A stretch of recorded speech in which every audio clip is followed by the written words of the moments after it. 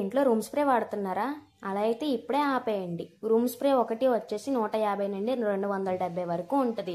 దాని బదులు మనం ఇంట్లో 30 రూపాయలు పెట్టే రూమ్ స్ప్రేని తయారు చేసుకుందాం. అది ఎలానో చూపిస్తారండి.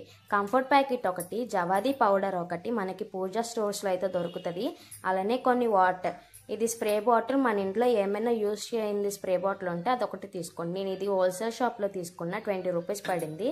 ఇప్పుడు మనం తయారు చేసుకునే విధానాన్ని చూద్దాం.